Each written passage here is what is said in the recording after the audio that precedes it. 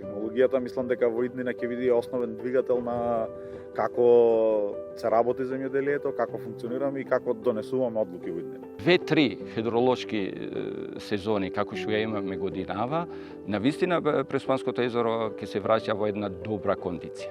Поголема количина на вода, кислород, свежа вода, подобрена и водата, да. Квалитетот е многу добар. Феноменално. За децата поготово е многу убаво. I think this is one of the most beautiful lakes in the world.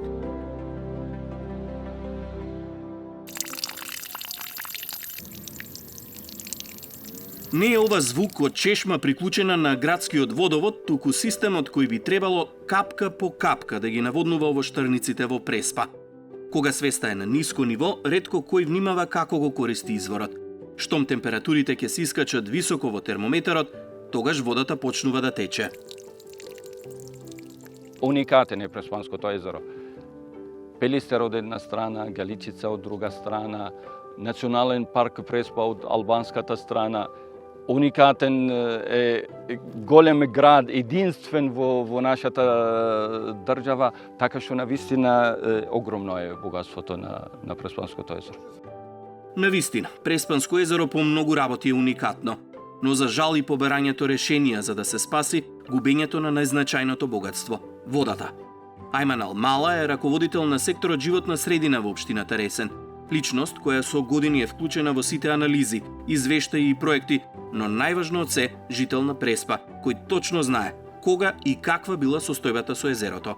Јас, кога ќе кажуваме нешто околу водостојот на водите во Преспанското езеро, ќе ја земам годината 1963 година како референтна година позната во историјата на Преспанскиот регион, година на најголемите поплави, каде што водостојот на водите во Преспанското езеро беше на кота од 851 метар и 80 сантиметар. Тоа можеме да ја рачунаме како највисока кота на водостојот запишена во сите наши документи, историски и сегашни. Од таа година па понатамо почнува постепено намалување на водостојот на Преспанското езеро. Можам да го земам периодот ноемвар месец 2025 година, тоа помеѓу 7 ноември и 11 ноември, кај што прв пат во историјата на постоење на Преспанското езеро да водостојот да падне под 841 метар. Навистина тоа беше алармантно. Први кои ги чувствуваат промените во езерото се вработените во ренџерската служба, а последиците од намалувањето на нивото на водата за нив биле очигледни.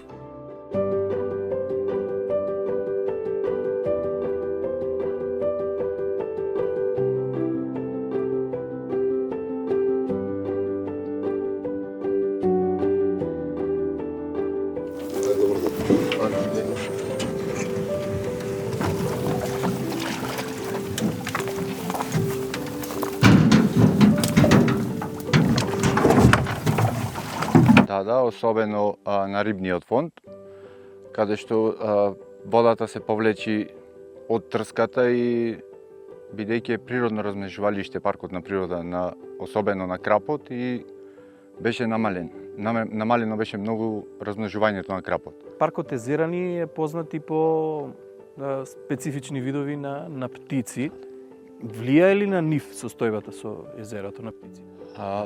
Најповеќе за кормораните што се хранат со риба, повеќето птици што се хранат со риба влијае, сепак тие се грабливки, не многу, али влијае. Минатата година правевме пребројување од 214 видови што се запишани, да кажам, што 213 видови ги евидентиравме во паркот. Факторите кои влијаат на водостојот на езерото, општината Ресен ги дели на две групи. Согласно сите истражувања, анализи, направени долг период назад, можеме да ги групираме во две главни групи, а тоа е климатските промени, кои се однесуваат на врнежите, фактично распределбата на тие врнежи, односно таа просторна дистрибуција на врнежите, видот на врнежите, високите температури, испарувањето од површината, на водната површина на Преспанското езеро и така натаму. Тие можеме да ги ставиме во таа група на климатските промени. И да не забораваме дека антропогонното влијание има и тоа како удел во намалувањето на водостојот, а не само како количина на вода, него и како квалитет на водите во Преспанското езеро и во сливното подрачје. Од аспект на антропогонното влијание, тоа сите активности кои се поврзани со човекот во Преспанскиот регион. Од користење на водата за наводнување, од одредени не еколошки практики во земјоделието, користење водата за наводнување и тоа навистина надминува рамки на големи количини во една сезона. Проблемот со наводнувањето на земјоделските насади со години се посочува како една од клучните причини за заштита на Преспанското езеро. Но технологијата денеска нуди решение. Во овоштарникот на Средното општинско училиште во Ресен го запознав Благојче Количевски, софтверски инженер кој нуди одржлива алтернатива. Сензори кои работат преку LoRaWAN систем, без потреба од директен приклучок на интернет и може да бидат корисна алатка за комуникација со природата. Благојче, се наоѓаме на овоштарник во Преспа. Ова е опремата која што вие имате поставено овде, преку која што ги вршите мерењата. Но на почеток може ли да ни кажеш од каде идејата да се направи вакво нешто? Так, во процесот на дигитализација на земјоделството, првиот чекор е прибирањето на податоци.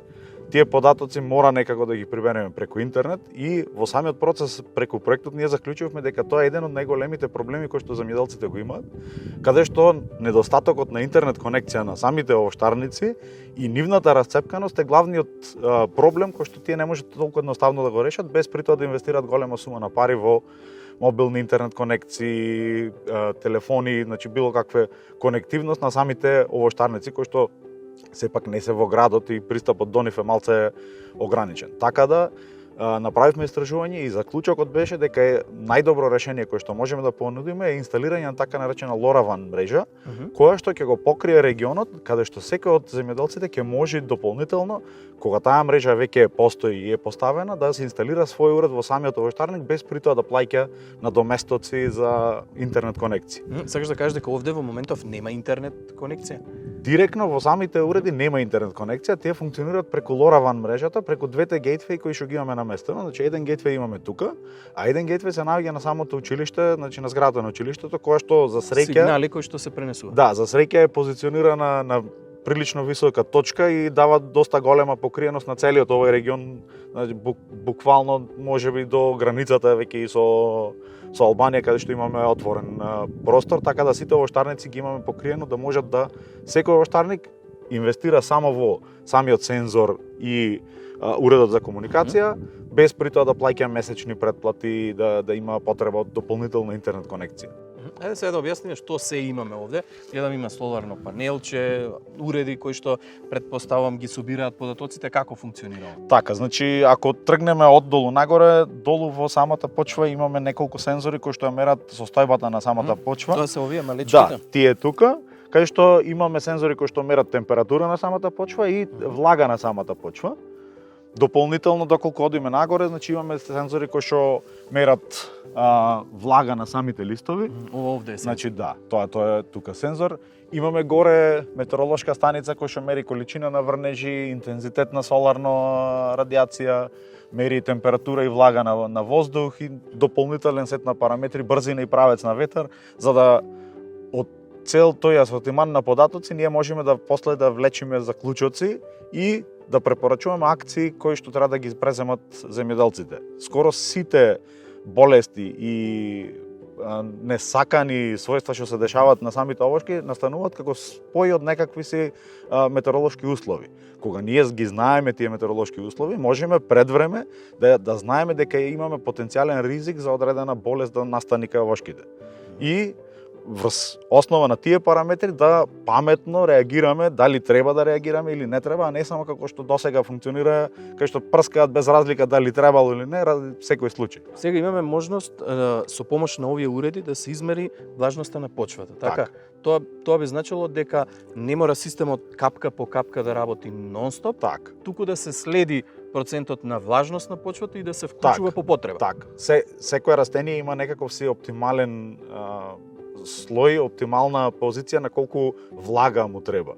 Доколку го удавиме, тоа е исто толку штетно колку и што ако не е доволно навадено, така да знаеме колку е моменталната состојба на почвата е од исклучително значење за да прво заштедиме вода, заштедиме ресурси и најбитно обезбедиме оптимални услови за растението да расти цело време константно во оптимални услови. И дополнително на тоа, како што рече, без потреба да не се користат пестициди на насадите. Да, значи доколку утврдиме дека условите се поволни и за немаме неповолни услови за создавање на одредени болести, ние комплетно можеме да ги скокнеме тие одредени прскања, доколку знаеме дека немаме ризик за настанување на таква појава. Ваќе се колку е комплицирано да се видат резултатите од мерењата на оваа станица, треба да се има некој компјутер, некој посебен софтвер, некој систем, комплицирано ли е тоа? Не, тоа воопшто не е комплицирано, значи што му уредот се постави, пошто веќе инфраструктурата имаме, уредите се релативно ефтини, не бараат преголема инвестиција. Откако ќе се постави, може да ги добиеме потоците на самиот телефон, пошто ги имаме нели преку самата мрежа достапни на интернет и во секој момент ќе може било кој од земјоделците да знае точно кои се условите на неговиот овоштарник, што е најголемата придобивка од целиот тој систем. Значи, откако сензорот ќе се поврзи, добиваме отчитувањата тука на секои 5 до 10 минути во зависност како ни треба и добиваме некакви си графикони од тоа како се движела таа температура, како се движела вредноста на самите параметри кои што ги мериме, дали е тоа влажност, температура на почва или на воздух, количина на врнежи, pH вредност, значи се она што сакаме да го измериме, постои сензор кој што може да го вметниме во самиот систем и да ги добиваме вредностите за да можеме да реагираме после врз основа на нив. Во моментов може да видиме дека температурата на воздух баш тука кај што сме е 25,8 степени.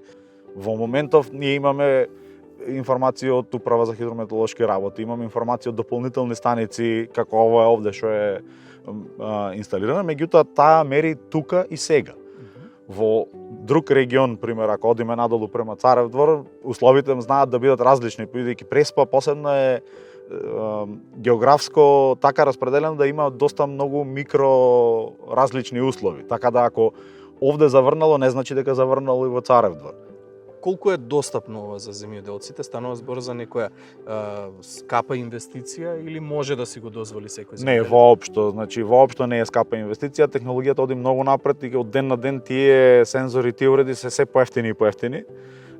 Така да са зависно колкав сет на сензори и колкав број на параметри сакаме, значи може да се наевтината варијанта може да почне буквално од $50, па нагоре како што сакаме да додаваме повеќе уреди. Придобивките би биле огромни со користењето на вакви уреди, со оглед на тоа што е речи си да нема сезона во која што гледаме дека земјоделците трпат штети од климатските промени, од лошите временски услови во зависност од различна сезона, значи технологијата може да им помогне во таа ситуација. Во секој случај, значи технологијата мислам дека во иднина ќе биде основен двигател на како се работи земјоделието, како функционираме и како донесуваме одлуки во иднина. Благојче е дел од тимот на Плюс акцелераторот во Ресен. Сместен е во гимназијата Цар Самуил и дава нова надеж за искористување на технологијата за заштита на природата. Тимот го води Лидија Ангелкова од фондацијата Преда Плюс. Со финансиска поддршка од Европската унија, нивната идеја од минатата година станува реалност. Преспанскиот регион е значително земјоделско подрачје, меѓутоа она што сакавме ние да го направиме е во ваквото земјоделско подрачје да воведеме некаков тип на дигитализација и модернизација и едноставно земјоделството да го направиме по-дигитално и по-иновативно. Значи целта беше таа и ние не го гледаме сето ова само како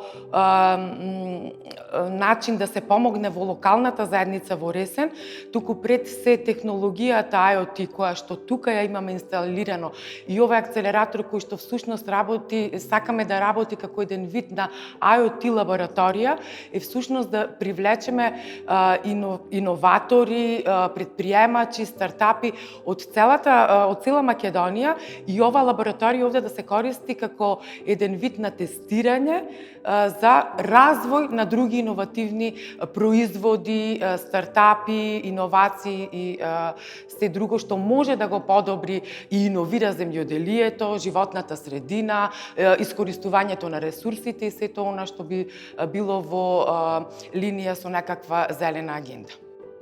Додека тимот на акцелераторот е во канцеларија, сензорите на овоштарникот на секој 5 до 10 минути бележат нови информации, а токму тие може да бидат основа за нови научни достигнувања и за заштита на природното богатство. Ние сакаме и планираме понатаму да имаме некакви обуки, тренинзи кои што би го доближале ова технологија првенствено поблиску до локалната заедница, до децата кои учат во училиштето, се со цел малце подобро да ги запознаеме со сетото. Освен технологијата и временските услови даваат нова надеж. Поминатогодишната најниска кота во историјата на регистрирани мерења на Преспанско езеро годинава има позитивни бројки. Обилните врнежи, според податоците на општината, го вратија водостојот на ниво од пред 6 години.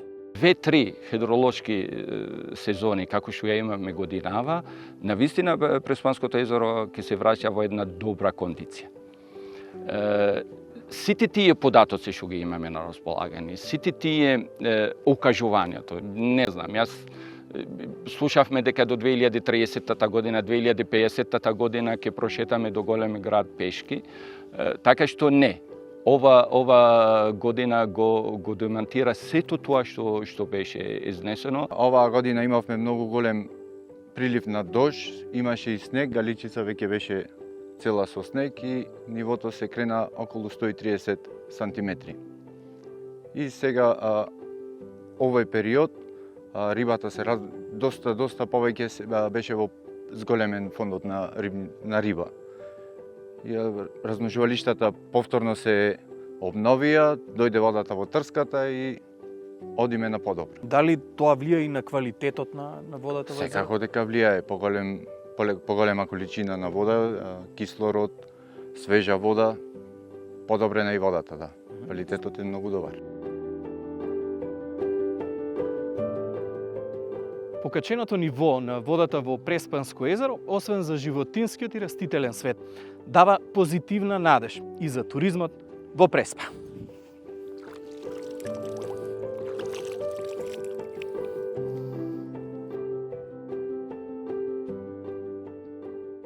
Чадорите за заштита од сончевите зраци на плажата во Сливница уште оддалеку беа најава дека гостите се тука. Некои игра одбојка во вода, некои се разгладуваа во езерото, а други пак одмораа на плажа. Меѓу нив имаше и домашни и гости од странство. Секој со различни сеќавања, но и со надеж за подобри времиња. Од грчката страна, од албанската страна, од нашава страна, дали од наводнувања, дали од негрижа друго или некои природни работи, водата се губи. А каде? Одговорот не би знаел да ви кажам. Плажава била до онаму горе кај што е ѓубрето собрано. Од таму надолу беше све плажа, а овде кај што е песокта појасна, беше вода. Како ви се допаѓа во Преспа? Феноменално. За децата поготово е многу убаво. Ка годинава има малку подобра состојба, дека е надојдена водата? Од лани, да. Беше натака повлечена, сега е надојдена. Дава ли тоа некоја надеж, дека ете сепак може да се поправи? Секако дека дава надеж. We visit Lake Ochrida, but today we go check this lake. How do you like Prespa? I don't know yet. We are short, only 2 hours, but okay. The better beach. Better than Ohrid? I think so. Here is Sand.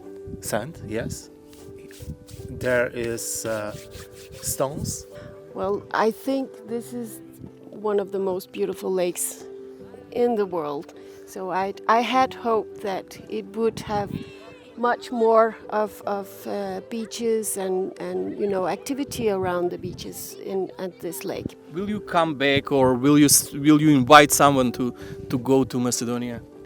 Yes, I think so. It's a very nice place. When we have this great nature here, why drive out anywhere else? Современата технологија може да помогне за заштита на природното богатство. Преспанското езеро да биде бисер на македонската туристичка мапа. Добро е што алтернативи постојат, а решенијата ни се на дофат. Од свеста на секој од нас зависи дали ќе бидеме помеѓу последните генерации кои го користат или тие кои ќе помогнат и многу идни да уживаат во убавините на Преспа.